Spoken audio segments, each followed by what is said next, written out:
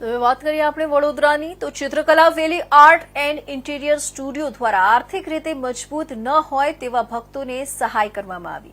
સેવા સંસ્કૃતિનો સંગમ eco friendly માટીની મૂર્તિનું નિઃશુલ્ક અર્પણ કરાયું હતું।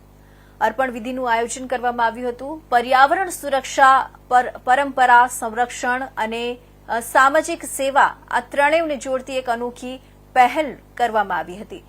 વાઘોડિયા ડભોઈ રિંગ રોડ ખાતે શહેરમાં ચિત્રકલા વેલી આર્ટ એન્ડ ઇન્ટિરિયર સ્ટુડિયો દ્વારા દર વર્ષની જેમ આ વર્ષે પણ ઇકો ફ્રેન્ડલી મૂર્તિ માટીની 151 ગણેશ મૂર્તિ નિઃશુલ્ક આપવામાં આવી હતી।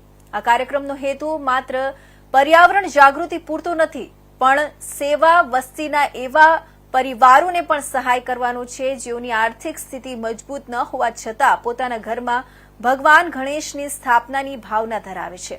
આવા પરિવારોને પ્રાથમિકતા આપવામાં આવી જેથી તેમના ઘરમાં પણ ઉજવણીનો આનંદ છવાઈ શકે।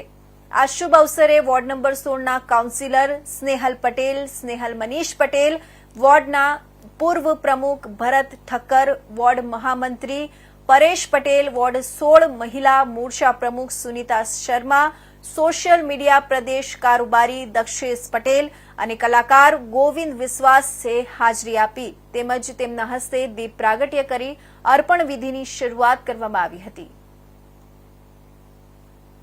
151 મૂર્તિની અર્પણ વિધિ કરી।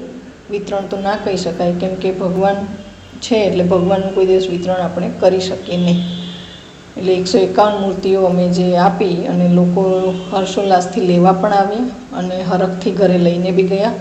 ઘણા લોકોના જે લઈ ગયા છે એમણે ડેકોરેટ કરીને કે એમની જાતે જે એમણે ત્યાં વ્યવસ્થા કરી છે એના ફોટોઝ પણ અમને શેર કર્યા છે। કોણ કોણ ઉપસ્થિત હતું? અમારા વોર્ડ 16માં રહું છું એટલે અમારા વોર્ડ 16ના કાઉન્સિલર શ્રી સ્નેહલબેન પણ હતા, સાથે પૂર્વ પ્રમુખ અમારા ભરતભાઈ ઠક્કર પણ હતા અને અત્યારના હાલ મહામંત્રી છે પરેશભાઈ પટેલ પણ હતા અને મહિલા મોરચાના પ્રમુખ છે અમારા વોર્ડના સુનીતાબેન શર્મા એ પણ હતા અને એક કલાકાર છે આપણા કન્ટેમ્પરરી આર્ટિસ્ટ છે ગોવિંદભાઈ વિશ્વાસ, એમણે પણ હાજરી આપી હતી।